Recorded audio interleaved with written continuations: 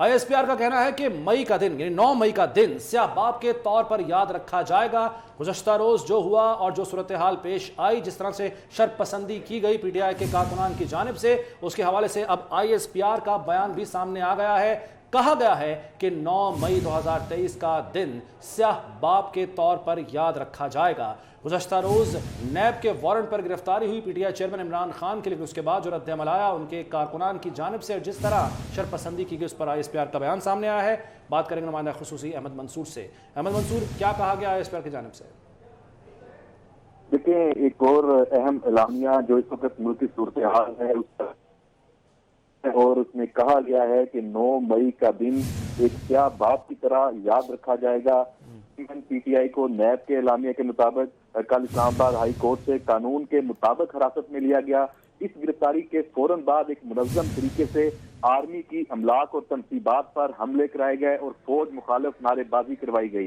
एक तरफ तो ये शर्पसंद अनासर अवामी जज्बात को अपने महदूद और खुद गर्ज मकासद की तकमील के लिए भरपूर तौर पर उभारते हैं और दूसरी तरफ लोगों की आंखों में धूल जो डालते हुए मुल्क के लिए फौज की अहमियत को भी उजागर करते नहीं थकते, जो कि दोगलेपन की मिसाल है। ISPR ने कहा है कि जो काम मुल्क के अब भी दुश्मन 75 साल ना कर सके, वो इक़्तिदार की हवस में मुब्तला एक सियासी लबादा ओढ़े हुए इस गिरोह ने कर दिखाया है। फौज ने इंतहाई तहम्मुल, बुर्दबारी और रिस्ट्रेंट का मुजाहरा किया और अपनी सांस की भी परवाह नहीं करते हुए मुल्क के वसी तर मफाद में इंतहाई सब्र और बर्दाश्त से काम लिया है। फौज की तरफ से, ISPR की तरफ से कहा गया है कि मज़मूम मनसूबा बंदी के तहत पैदा की गई इस सूरत हाल से ये घिनौनी कोशिश की गई कि आर्मी अपना फौरी रद्द-ए-अमल दे जिसको अपने मज़मूम सियासी मकासद के लिए इस्तेमाल किया जा सके।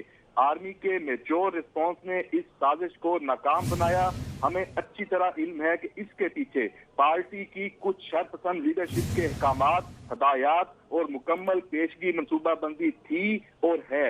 ISPR ने यह भी कहा है कि जो सहूलतकार, मनसूबा साज और सियासी बलवाई इन कार्रवाइयों में मुलव्वस हैं, उनकी शिनाख्त कर ली गई है और उनके खिलाफ कानून के मुताबिक सख्त कार्रवाई की जाएगी और ये तमाम शर्पसंद अनासर अब नताइज के खुद जिम्मेदार होंगे।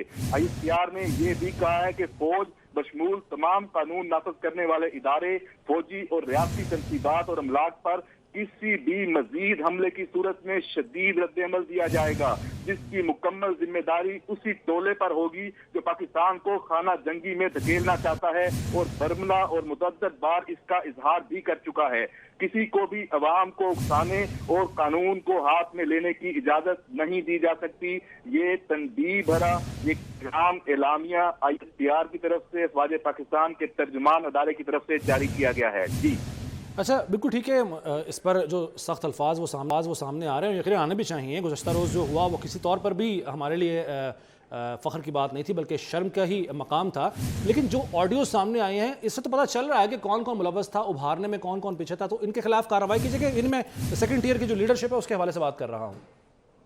जी बिल्कुल, अगर मैं इस एलामिया को मिलाकर देखूं तो ये जो सबूत सामने आने के बाद, हर चीज क्रिस्टल क्लियर होने के बाद ही ये एक बाज़ाब्ता ऑफिशियल एलामिया सामने आया है। जो बात आपने की है, ऑडियोज भी मौजूद हैं, फुटेजेस भी मौजूद। पूरा एक मुनज़्ज़म तरीके से एहतजाज का जो मरकज था वो फौज का इदारा, फ़ौज पाकिस्तान के अफसरान हैं, उनके घर, अमलाक, उनको टारगेट किया गया। और मकसद इसमें भी वाज़ेह है, यही था जो साबित भी हो चुका है कि मकसद यही है कि वीडियोज बने, फुटेजेस बने।